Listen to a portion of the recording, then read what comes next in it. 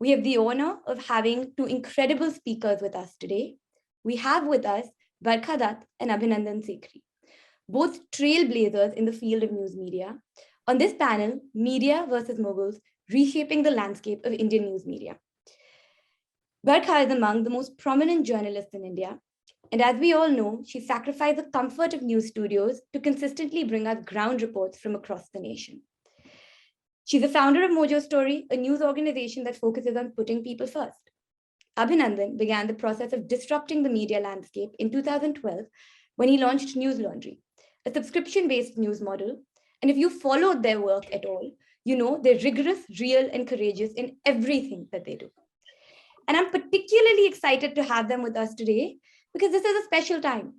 Abhinandan just completed 10 years of Newslaundry, and a decade is something to commend. And Barkha just launched her book, To Hell and Back, Humans of COVID. So congratulations to both of you, and thank you so much for joining us today. I'm Sehr, and I'll be moderating this discussion today. So just as we get started, the first thing I'd love to hear from both of you. You know, we've been seeing a series of independent news organizations come up in the last few years. They're spreading their messages now through their own channels, Instagram, YouTube, podcasts. And over the next hour or so, I'd love to discuss three aspects of this change: the role and responsibility of these news organizations, their business models and how sustainable they are, and their impact. So let's begin. Now, you've both repeatedly expressed your concerns about the trajectory of legacy media organizations. Barkha, in fact, you left NDTV due to disagreements on content censorship, and then had a number of offers rescinded from other major organizations due to the political climate, so to say. And Abhinandan, you find yourself in court, I'm guessing almost every day, battling many organizations. We know this as a baseline. Knowing this, I would love to have about 2 minutes from each of you on what you see as a vision for the future of news media. Let's look at India at 2030. Can you paint the landscape for us? Who are the major players? Is it going to be a mix of moguls and independent media, or a lot of micro moguls taking over the place? Podcast, video, print, and what is your role in this? Perhaps we can start with you, Abhinandan. Yeah, thank you, Sehr. Thank you all. And hi, Barkha. Congratulations. Hi. I'm great to get your book. Thank you. Sehr, I think in the next few years, it's going to be super combative, not just because of the political and ideological polarization, which also has extended to news. Also because of the tussle between legacy media and new media. And I see that playing out as a inevitable defeat of legacy media because of, I think, a certain inertia and laziness and how things were. It's very difficult to change when you've been established in a particular way for long. And it's not always because they mean badly or it's malicious or it is politically motivated. It is just habit. It's like trying to give up smoking. So in many cases it is malicious and it's politically motivated, but in many cases it is just you're too used to being top of the pyramid. You're too used to having things. I mean, I'll give you a simple example. It always used to irritate me, even when I used to write the political satire show when Barkha was at NDTV, and I used to come there twice a week and get ideas from them on what I should write about. I never really articulated it to them, but I used to hear this all the time, that we are not the story. So when there's an assault on the media, you're the story. But when you have to be accountable, you're not the story. That doesn't work. I think media should have always been part of the story. And that was one big error of media moguls. And, whether it is, ones who I really respect, and I don't want to take names here, and even the ones I don't, none of them will say yes to an interview. Because, why do you want to interview us? Like, we're not the story. Yes, you are. And if you do not want to take questions, the inevitable erosion of credibility is something you're going to have to face. And the second thing I think we will see is collaborations going forward from new media.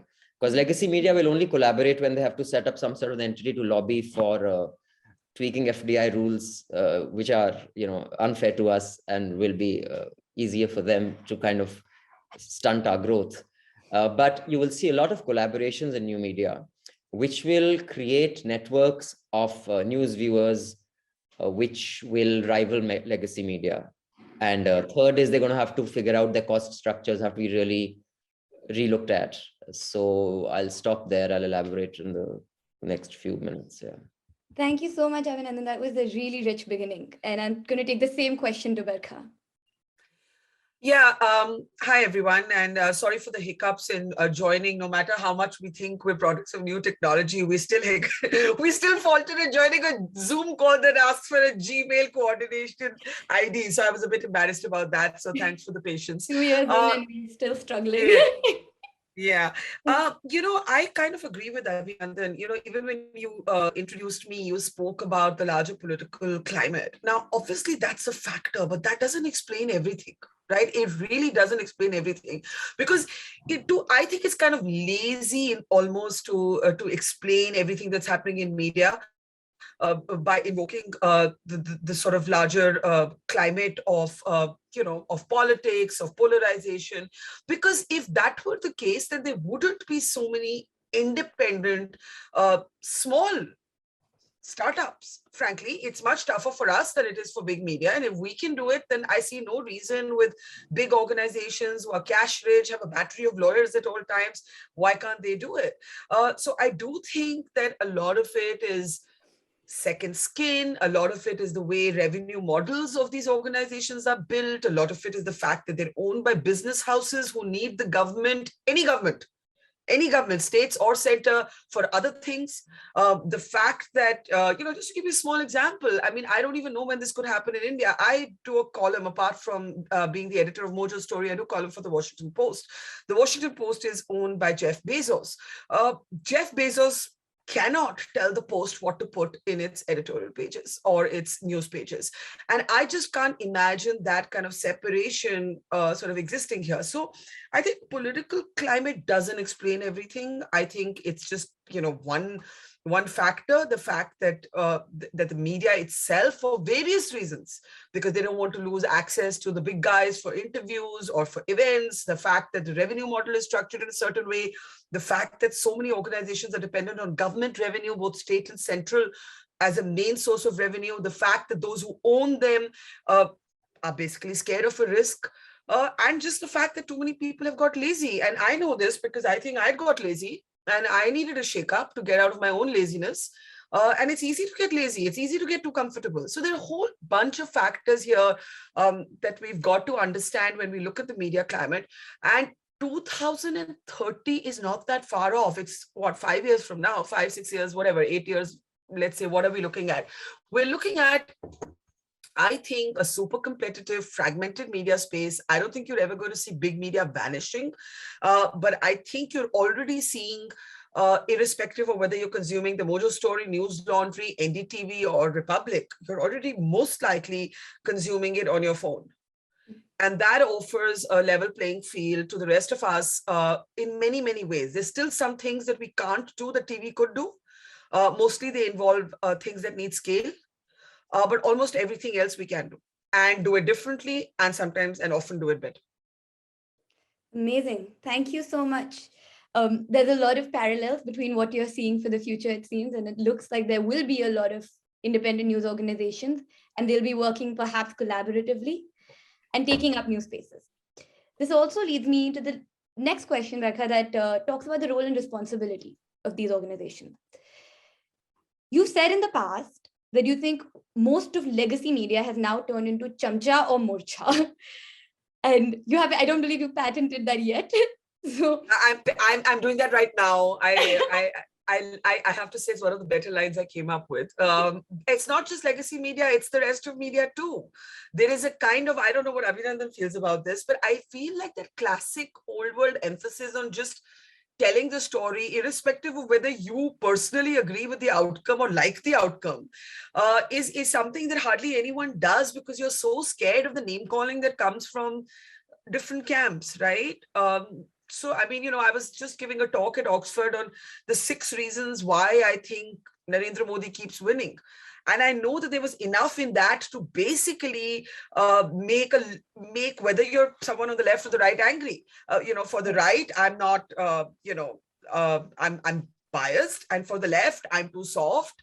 And I think journalists go through this every day. Where is that dispassionate storytelling, irrespective of, of whether the conclusion is one that is palatable to you personally? So I obviously hate that sort of chamcha dimension, but I'm not comfortable with the morcha. That doesn't mean I don't believe that journalism should not be a vehicle for change. I just don't believe activism and journalism are the same thing. And that's something Abhinandan talks a lot about too, right? Constantly says, don't call me an activist, I'm not an activist. Abhinandan, you run Nuisance on Newslaundry, and that's described as a weekly dose of all the insanity that passes off as news on TV. And I'm really curious to know, what do you believe has been the impact of Newslaundry in changing how people are viewing news media? So before I come to that, I also don't like to be called a journalist, because I think I don't deserve that title. I haven't done any journalism in years. The last time I did any journalism was in the 90s when I was with Newstrack. Abhinandan's a media mogul. That's I'm an entrepreneur. I do stuff. I write the odd opinion piece. I do an audit interview. But I think the word journalist requires a little more effort to take on. And if I could ask you, sir, why isn't any old media mogul here? Did you ask them and they didn't want to appear? Or what was it? I'm just curious. I won't name. I did ask. Yeah, because I was under the impression there'd be someone here who isn't. I again don't want to unnecessarily take names, but that goes to my point of not wanting to be answerable, and that is what is key. That is wrong. But talking about what has been the impact of Newslaundry, I think the first thing is that I think we kind of broke that rule that media should not comment on media. I don't think it should be done in a way that is abusive or vile or angry, but I think we should critique each other and we should be able to take it in the chin and move on. And I will say that there are a few people who, we have critiqued and often criticized and often appreciated as well. Barkha is one. I think she takes criticism very well. I think the one thing about Barkha, and I find her very similar to Madhu, who I have, who's responsible for actually teaching me a lot, is that they identify the mistake, they identify what's wrong, and they figure and change it. So she didn't do Kattiyo. You said something, nasty about me that we won't talk, but there are enough out there who have blocked me on Twitter, Name names. So I think there was a lack of maturity. In fact, I wrote a piece in the Nandan magazine about 10, 12 years ago in the Hindi magazine. When I was writing Gustakhi Maaf, the political satire show for NDTV, and in the last paragraph, I wrote that I'd like to do the same thing for news media, but they're not mature enough to handle criticism yet. And I was right. I wrote that in 2009. Even in 2012, they weren't. But one of the things that I can tell you that changed, that we saw changing, was that we used to call out conflicts of interest very often on Newslaundry. That if, for example, when Newslaundry started, I was a part of PCRF, which was, the trust Arvind, Manish, and I started in 2005. That was way before our Jan Lokpal movement on Newslaundry. We were just, I was an RTI activist. I guess they maybe identified activists, that we used to do a lot of RTI workshops.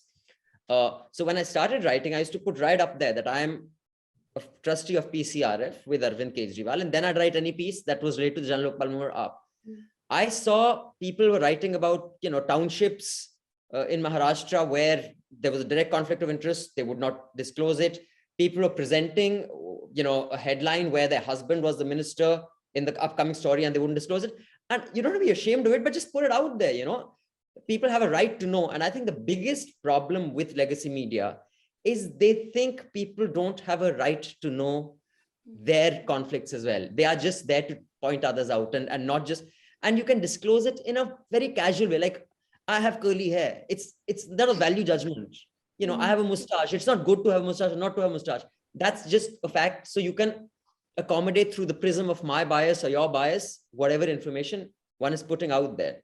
So I think conflict of interest, we noticed a lot of people started putting it out there because we used to call it out so often. The second is, media started naming each other while critiquing. I think it can be done in a way that's more fun and civilized. And third, I do not create nuisance. Manisha and Parikshit and Yusra and Dhyanesh do. I may have just created the first or the second episode, but they're completely on their own and do a marvelous job. In fact, Atul's Tippani in Hindi is also doing really well. I think we definitely want to occupy that space of doing media critique and media commentary. But now we have a network of reporters and journalists who actually go out and report, and actual journalists, not who go out and report. Because I didn't want to correct you because I saw you had already printed that thing that I'm so sorry we noticed that. But I keep doing that, and I just said, I'll sound like a stuck record. Like Barkha can call herself as journalist and co-founder.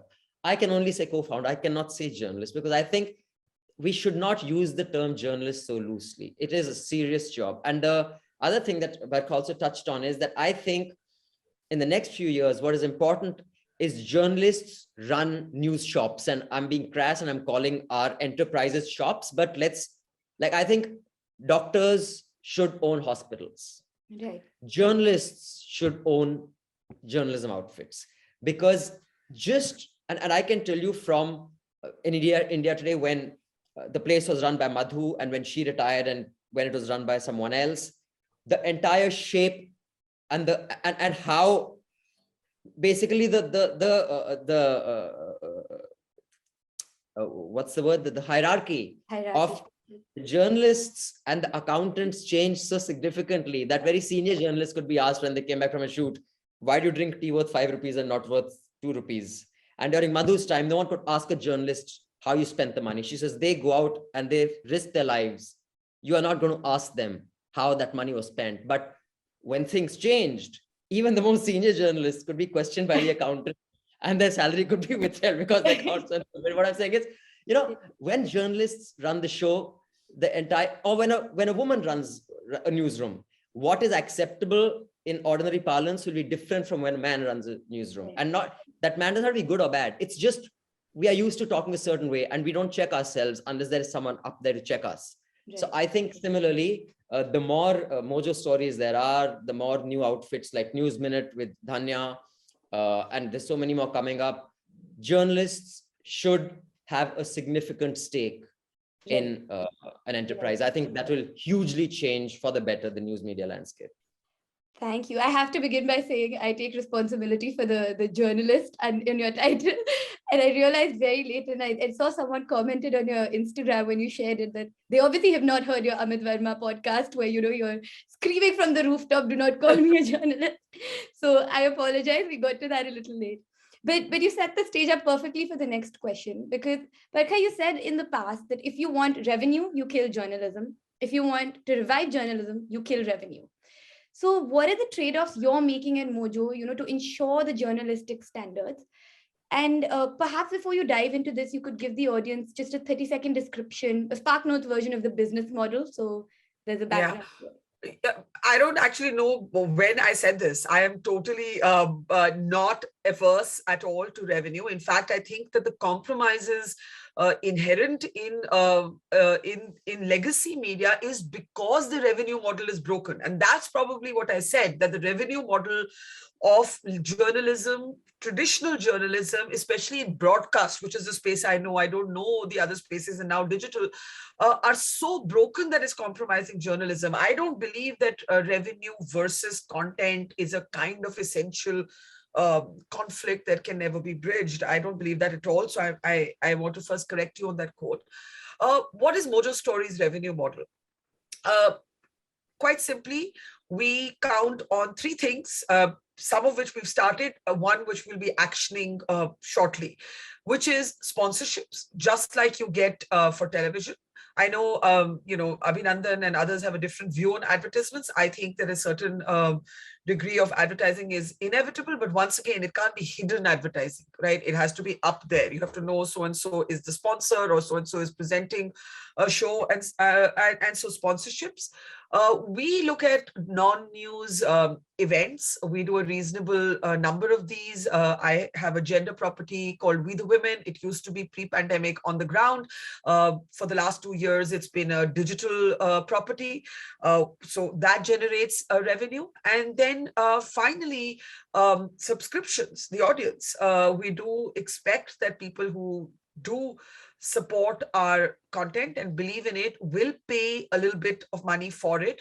We experimented with this during our COVID coverage. We didn't place any amount. We just said, if you believe in us, support Mojo Story. And we found that people were ready. We didn't even make a big noise of it. We just wanted to test the waters and see, were people ready? And I think the response was quite overwhelming, Sehr, and it gives us hope.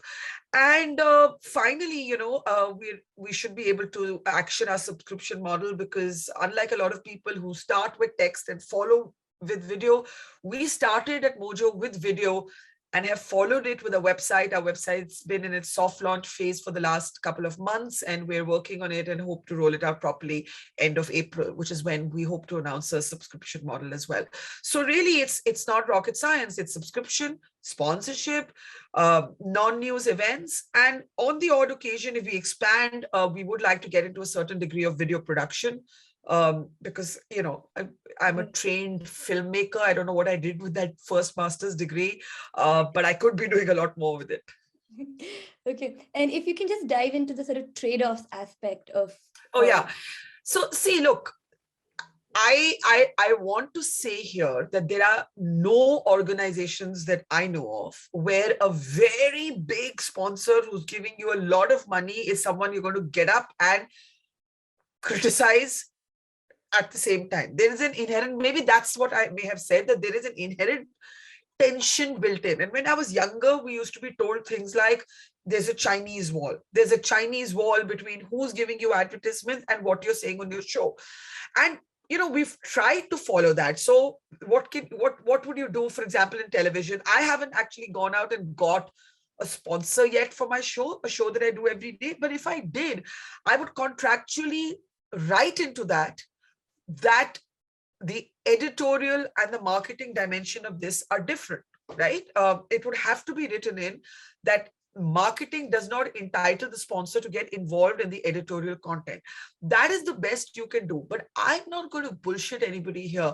I think that there would be a natural propensity to sit to sort of hold back subconsciously, maybe, from going all guns blazing. So let's say if Patanjali was sponsoring you, are you going to be as comfortable going for Ramdev? I don't know. And because being an entrepreneur is a new phase for me, and these were not my headaches earlier, right. I can see those possible conflicts, right? And I think the best you can do, sometimes that's my solution, is to not report something on which I don't trust myself to report honestly. Right. I'd rather sit out a story. I'd rather just sit out a story because I see an inherent conflict. And, if an audience member or a reader asks me, I should be able to say, you know what, I don't know if I can do justice to that story because there's an inherent conflict, than to report it without full disclosure and not be able to report it with the authenticity that I would need. Right. And this sort of tussle between advertisers and subscriptions is something I guess Abhinandan speaks a lot about too. And Abhinandan, you've always said pay to keep news free. Sort of been your, and I think if anything, I have to learn from you how to constantly pitch your product. I have to say, I don't know if there's a male-female thing, but I've been in rooms with Abhinandan where he's got Newslaundry products. He's like fully marketed Newslaundry, ko subscribe karo, sabki dhulai, all this. And I'm like sitting there saying, please watch Mojo Story. Our work will speak for itself. So yeah, women have to learn this from men. Women have to learn this from men. I know. I saw him gifting you the sabki dhulai kit at the forum, and I was like, this is the marketing I need to learn. Me too. But Abhinandan, so thinking about the subscription model, please correct me if these figures are wrong. I pulled them from wherever I could. But from what I saw, in 2016, you had about 400 to 1,200 subscribers. You said in about 2021, you had hit up to about 15,000. So do you see this as a success, and do you think it aligns with what were your initial goals for scalability? And again, please request just to, a 30-second brief for the audience on your business model. So our business model it was always subscription, but we had to kind of hedge till we reached sustainability. Now I can say with confidence that if we don't get a single rupee from any sponsorship, any event, although we do have events just like Barkha does, we have this big ass event called the Media Rumble, and then we have some small events. But even if I don't do those events, Newslaundry is comfortably sustainable with just subscriber revenue. The subscribers get us more revenue than we spend. And I don't intend to expand in a super hurry saying ki, let's matlab, like good middle class lad, utne hi chaudi karo apni tange jitni chadar hai type, that thing. No 56 inch ki chhati? 56 inch ki chhati ke liye we don't have a blanket that big. But the art of asking, I learned it from a woman actually, Amanda Palmer.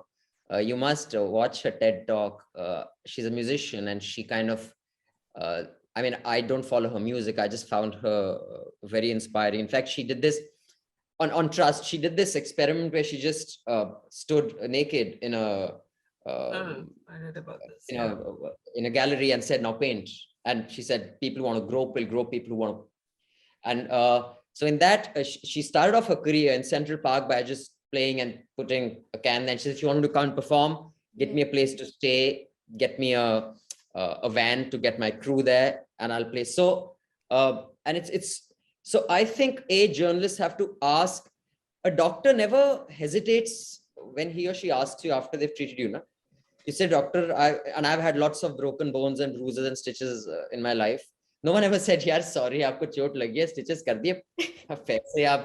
He said, $2,000. I didn't grudge the doctor that, and he or she wasn't embarrassed to ask.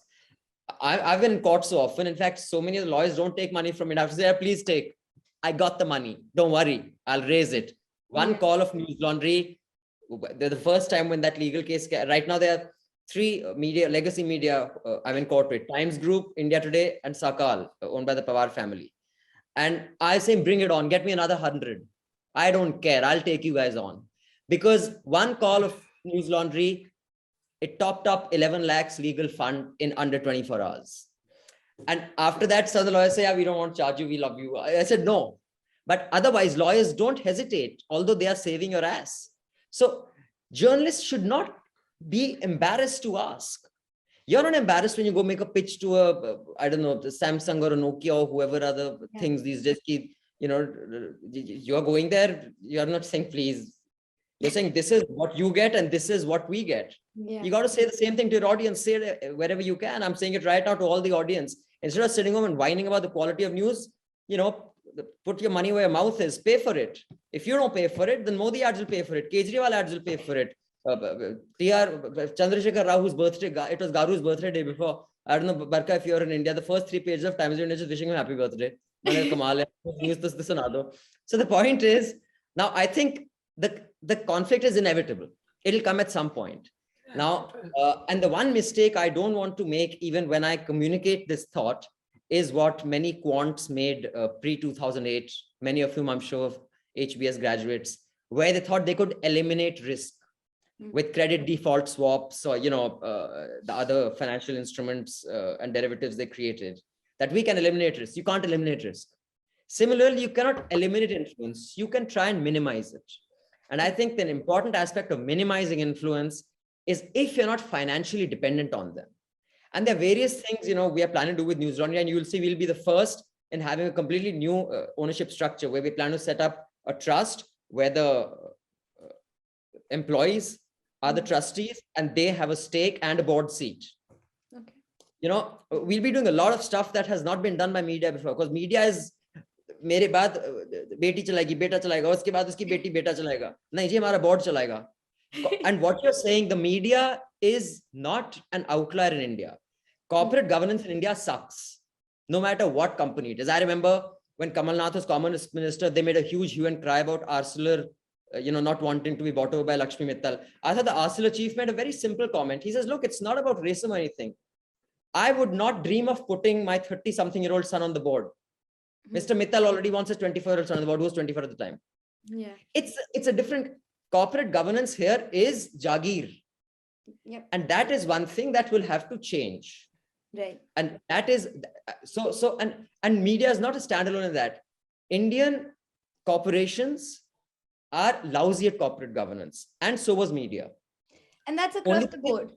Just the sort of and I think they pay a price because they are, out there, they're visible. So I think the conflict is inevitable. I think one has to eliminate. I'd still like to do the media rumble every year.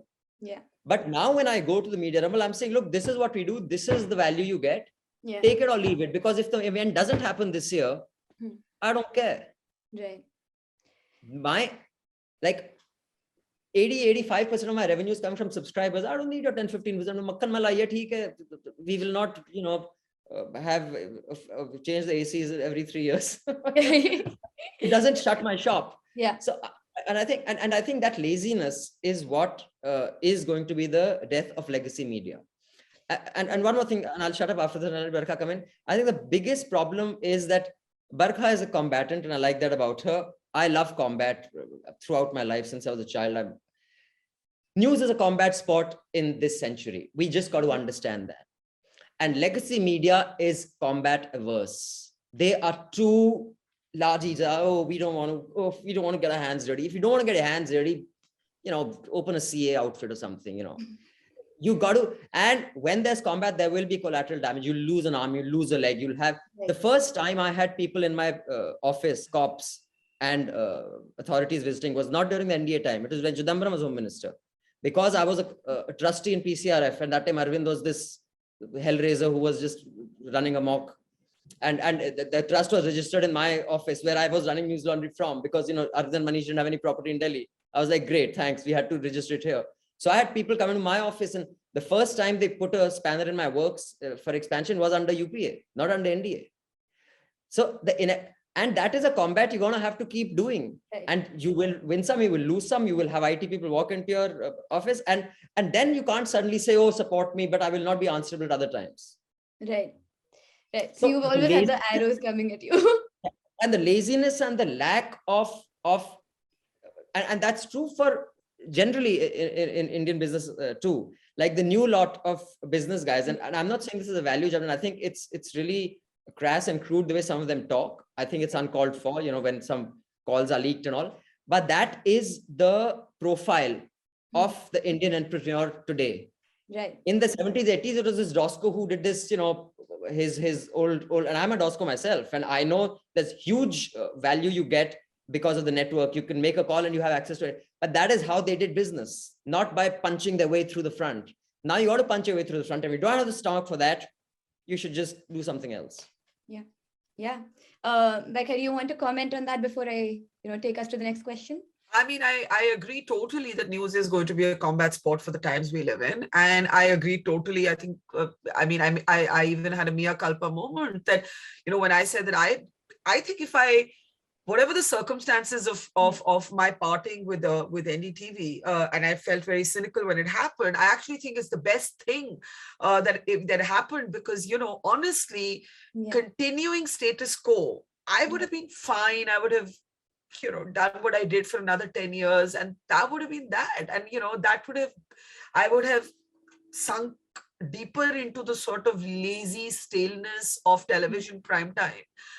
Which is sort of where I was. You put three people, they have something to say to each other, mostly they disagree, and that's it, and you're done. And Abhinandan spoke about journalists running newsrooms. One of the things that I used to really fight about when I was in TV was the hierarchy that placed anchors ahead of reporters. Right. I know this happens globally. It's one of my big disagreements with television. Right? Because what it's done is it's created an entire generation of kids in journalism school whose dream it is to be a presenter. Now, again, if you're going to be very careful about how we're using words, there are many presenters who are not journalists. Right. Every presenter is not a journalist, right? So there has to be a kind of return to reportage moment in journalism. And I'm really hoping to do that, at Mojo. That's what we're doing. Mojo, what everyone thinks Mojo means mobile journalism. Mojo means magic. I want to remember the magic of why journalism felt like, wow, what a thing to be. I mean, I remember when I got my first job, I used to earn 8,000 rupees a month. And it never mattered because, oh my God, how much I loved being a reporter. And I just think that for me to be able to feel that feeling again, that's where, that's what we live for. Yeah. It's tough. It sucks at times. People come after you. You've got social media. People either love you or hate you. It's fine. I'm not ignored. And that's all that matters. Your work, let everybody, adulate, give gullies, react, respond. I wear the trolling as a badge of honor. That doesn't mean it should happen. It doesn't mean the misogynist, violent threats that we get online are kosher. Yeah. But honestly, that I bother, some people so much. I think my work matters. Yeah. It's a compliment.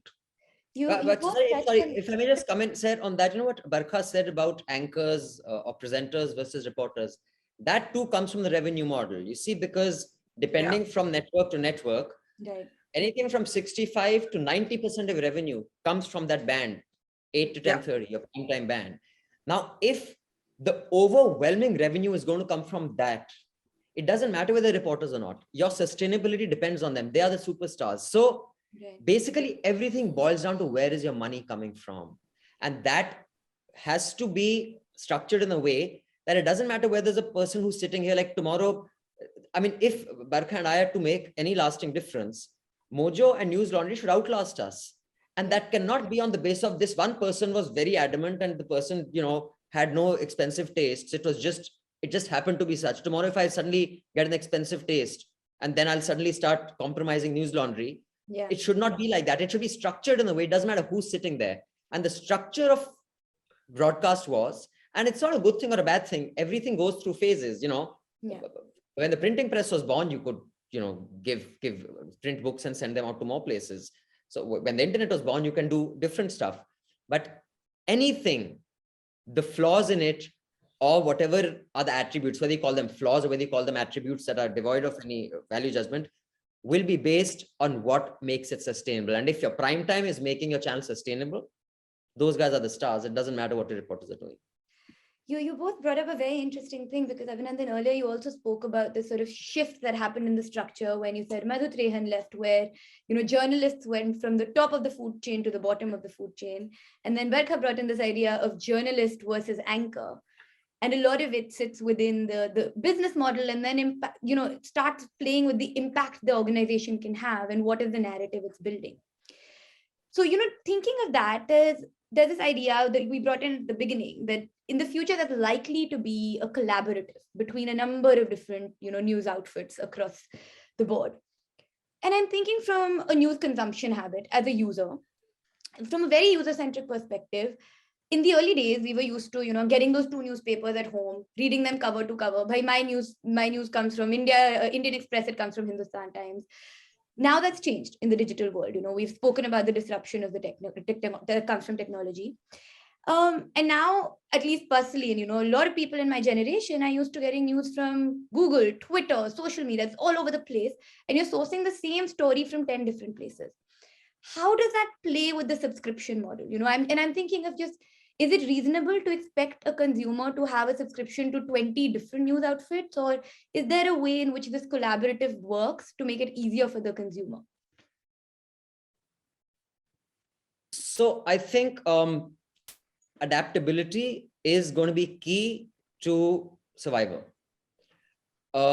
Things will change very rapidly in what are the models that work, what are the kind of networks that work, what are the kind of structures that work. Right now, I can tell you we are still very far from the saturation point of subscription.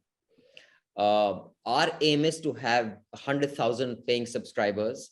Then let's see what the market is like. If there's saturation, or we can aim for 500,000.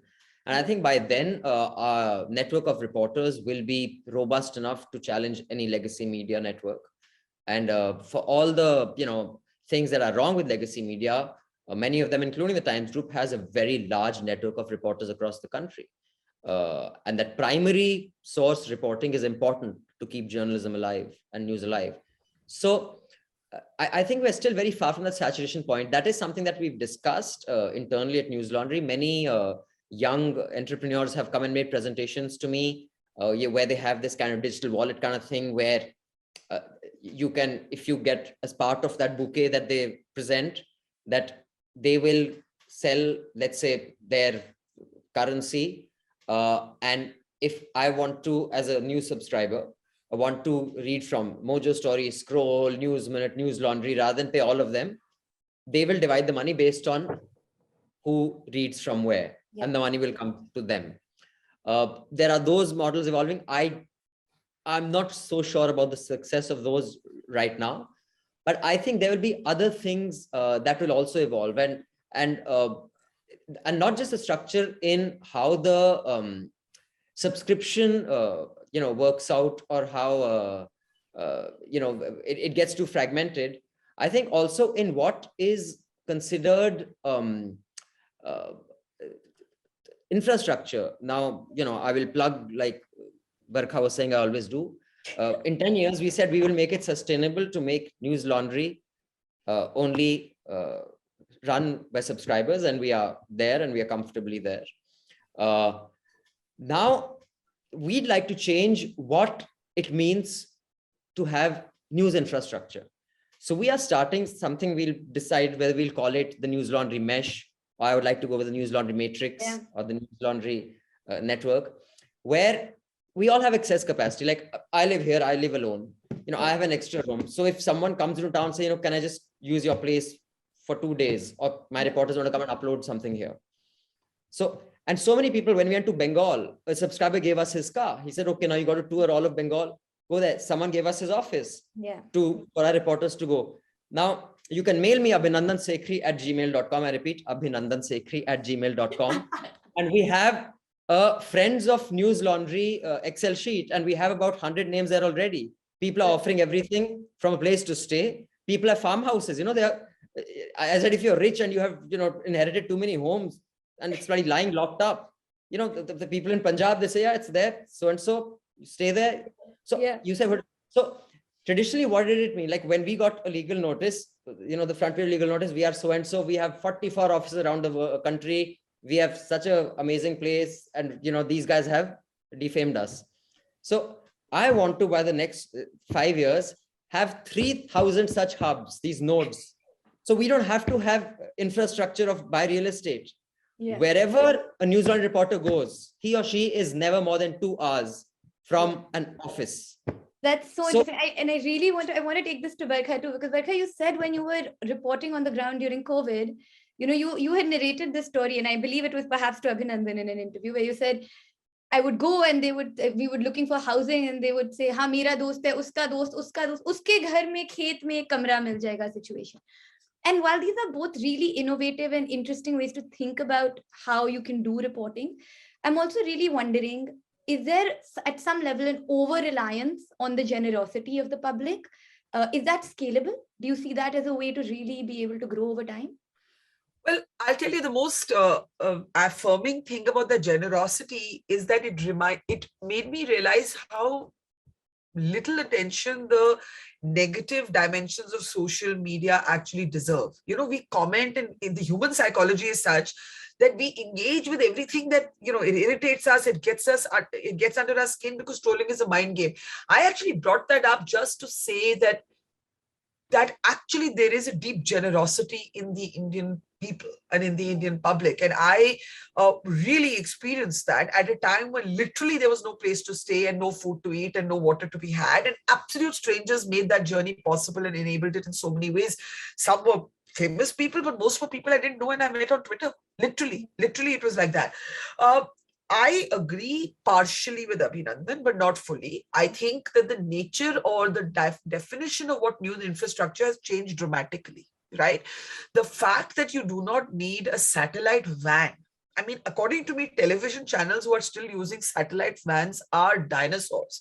I have no idea why they are spending money in sending what are called live view camera units, why vans are being used. In fact, I always tell my colleagues who only do camera that the future is there's going to be some highly specialized skills, but the future is going to belong to one person multimedia crews. You're going to have to be that person who can report, shoot, do a basic edit, create a basic Canva graphic, and write and post your story. So I think that notion of what a crew is changing. The technology needed to power it is changing. Therefore, the capital investment is changing. I also think physical spaces, a physical office, less and less important. Less and less important. I mean, that whole idea of I have 13 bureaus across the country. You can have 13 reporters across the country, but you don't actually need those 13 physical offices. So I actually agree to that extent with Abhinandan. I think where it becomes tough for us is when we need giant scale. Right. If something cataclysmic happens, right, and you suddenly need to put everybody you have on the ground. You have a 9/11, 26/11 moment. You have 26/11 was still localized and unfolding, but I'm just saying, think of something like massively dramatic. Or even today, technology will change. COVID, let's say COVID. Instead of one Barkha, if you had 100 Barkhas, it would be a different story altogether. Yeah, that's true. That's true. COVID was cataclysmic, and we showed that we could actually outperform any legacy media because it was just about passion and the will to go out and get the story. So I'm not saying it's not possible.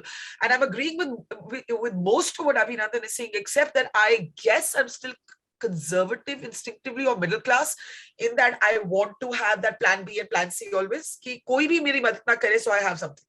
I don't want to leave my team in the lurch and be counting purely on that. But I think technology is... it's dramatic. I remember sitting in Ladakh. In the middle of the pandemic, I went back. I drove back from Bihar. I drove to Delhi. Galwan had just happened. The soldiers had just been killed. We were at a Bihar village. We drove back 16 hours. Flights had just opened. I took a flight to Leh, did whatever, story I could access, and then did a show from there, holding a dongle in my own hand, live streaming from Ladakh. If you'd asked me this 10 years ago, I wouldn't have even been able to imagine it. So, the modern sort of notion of media and what a crew is and what an office is has dramatically changed. And even if you don't over depend on the generosity of the public, it doesn't take a lot of money. It just takes a lot of jigger. Yeah. May I just comment? I don't use the word generosity like Sehr and Barkha did. Don't waste your generosity and privilege people like us. There are lots of people in this world who need generosity, who don't have 1,200 calories to eat. So if you want to be generous, that's when Newslaundry asks for something, we want you to partner in creating an ecosystem that is going to save your ass. It's not, you're not doing us a favor. While we are grateful for the participation, we are grateful for the wonderful support we get. I stay away from using the word generosity. It is a network that if we don't build, then we should not whine tomorrow when a couple of oligarchs and a few political parties completely, drive us into the dirt in governance. And news media is considered the fourth pillar of democracy because it is what enables democracy. It is what enables informed decision making. The concept of a democratic system being the least worst of all the systems of governance we have is based on the assumption that when people select or elect people to govern, they represent various ecosystems, various ethnicities, various states, various geographies, and their collective intelligence, consciousness will lead to better decision making. So that selection or election is based on information that is accurate. And when news fails, democracy fails. So for people to get involved in saving democracy, the only way they can do it is by saving news. And that is not generosity, that is self-sustenance, that is self-preservation, and that is the most basic instinct of any organism. And if we are to consider ourselves the most evolved organisms, this should not be so difficult for people to comprehend. If you don't step forward, like I said, there are a lot of advertisers most of it by your money sitting in governments who will fund us. And tomorrow I may not want to, but the next person sitting here will happily take that money. And then you can keep whining about, oh, damn, we should have saved it when we could. So no, point ask taken. of it as a partnership and not as generosity. Point taken, that it's we can't sulk about the news not working right if we're not contributing to make it work right. But okay, as we come to sort of the close, and I want to take a couple of questions from the audience, but I want to do a quick round just for everyone here to get to know you better. These are just one word, one liner answers, just so that people get a little insight into, what you're reading, what you're thinking.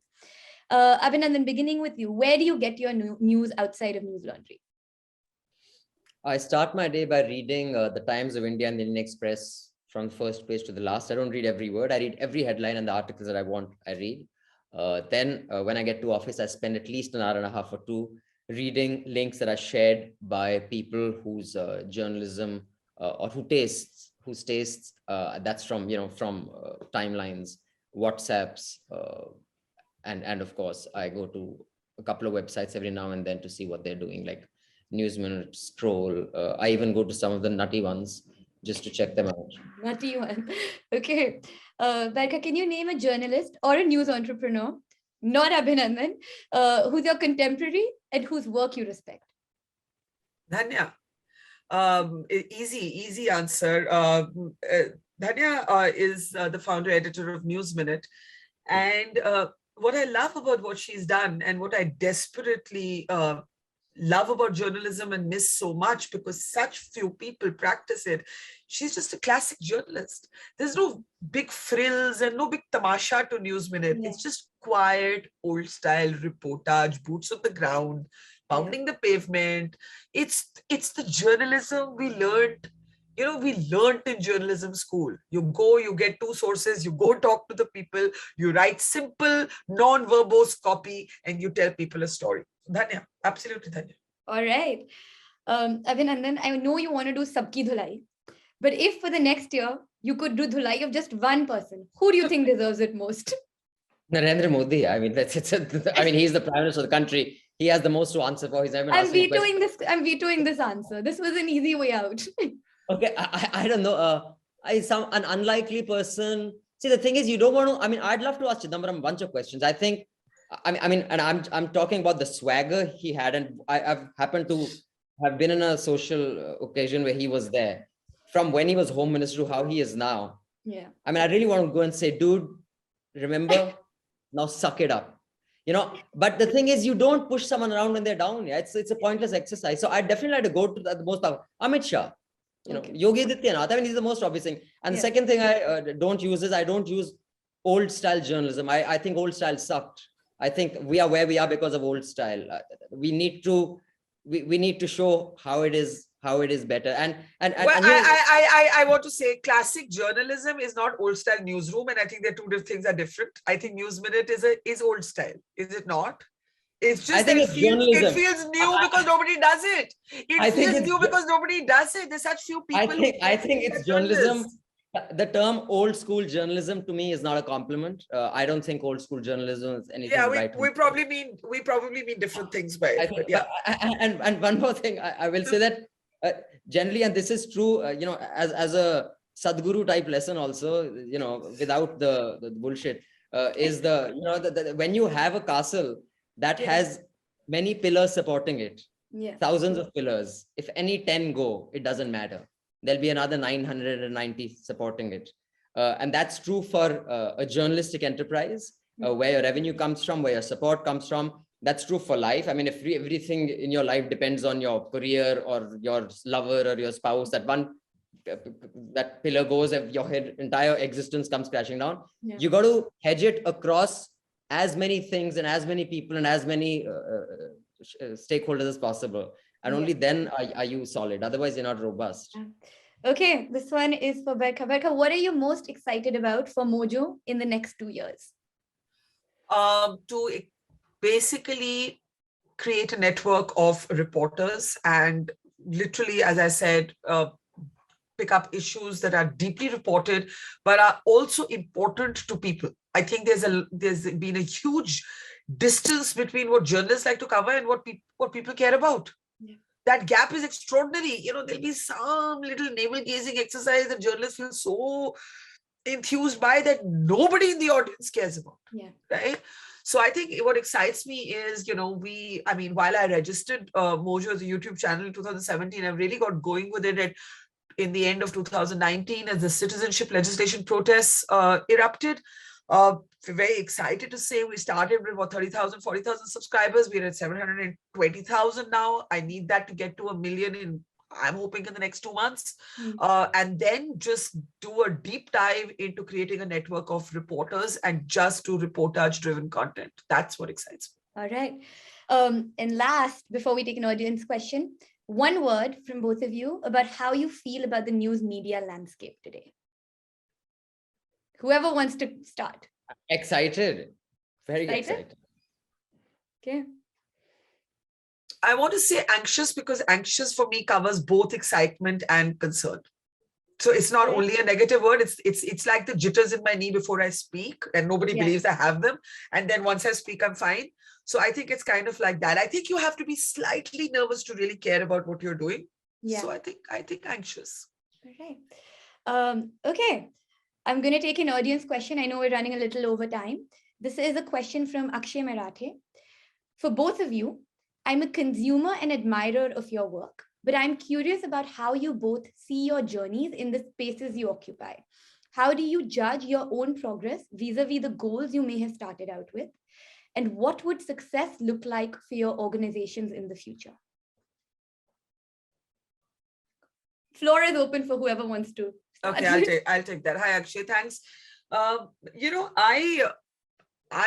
quite self-critical, but I have to be very careful to separate my own critique of myself from the noise around me. So it's easy to get, influenced by the noise, both good and bad. So I tend to not listen to it and just examine myself very carefully. For me, success would look like a self-sustaining revenue model, 10 great reporters, and literally, if I could get rid of talking heads and only do ground reports, that's how I would measure my success. Ground reports and interviews. I do panels, but my dream would be to kind of eliminate them from my programming. So I have very small, modest milestones for this year.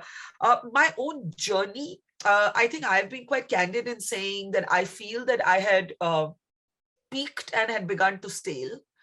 And I don't feel that now. I feel like I climbed a mountain. I proved everything I had to prove to myself while climbing that mountain. I reached the top of that mountain and now I'm climbing a new mountain. And I think that's super exciting because if I had stayed just on the top of that mountain, at some point I would have either had to get down or somebody would have pushed me off and I would have been in a plateau. So I'm very happy climbing this new mountain. I've often been asked that question. I can't answer it. What would success look like? I don't know. I have no idea what it would look like or how to answer that question. I just know I keep doing what I do as long as it excites me. Success or failure is irrelevant.